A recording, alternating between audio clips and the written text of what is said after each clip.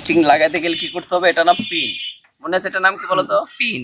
Pin. তাহলে আমরা প্রথমে পিনটা উঠাবো, উঠানোর পরে আমরা স্ট্রিংটা দেখবে যে কয় নাম্বার স্ট্রিং, তুমি তো বলছিলা এটা কয় নাম্বার স্ট্রিং বলো তো?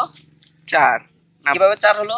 এই 1 1 2 3 4 এভাবে এই জায়গা থেকে না, কিন্তু এটা নাম 6 6 5 4 3 2 1। আর এগুলো কি নাম মনে আছে তোমার? জি। নাম একবার বলো তো। ই এ, হ্যাঁ, A B, T G, G, B, E. Good. এখন এখন আমি তারটা লাগানোর জন্য এটা বের করতেছি। এটা অ্যালিসের অরিজিনাল একটা 4 নাম্বার তার। তাহলে আমরা প্রথমে কি করব, এই সাইডটা খেয়াল করা সবসময়, এই সাইডটা আমরা ঢুকাই দেবো এই জায়গায়। আর এইটা তখন এটা তারের সাইডে এইভাবে রাখবো, যে সাইডে ফাঁকা এইভাবে ঢুকাবো, ঢুকানোর পর এভাবে ঢুকাবো, এটা চাপ দিব, এটা যতদূর না আসে এভাবে আটকাবো।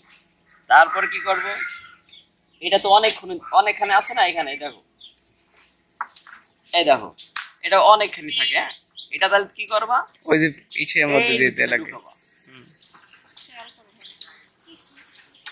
এই দেখো ঢুকাইলাম, ঢুকানোর পরে সম্পূর্ণ ঢুকানোর পরে ঘুরাবা না, ঘুরাইলে এখানে বেশি হয়ে যাবে, তখন হবে তুমি কি করবা, এটা দেওয়ার পরে অল্প একটু ঘুরাবা। এই দেখো, এই দেখো,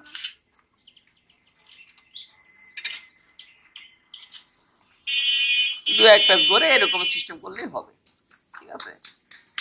এই দেখো যথেষ্ট, ঠিক আছে?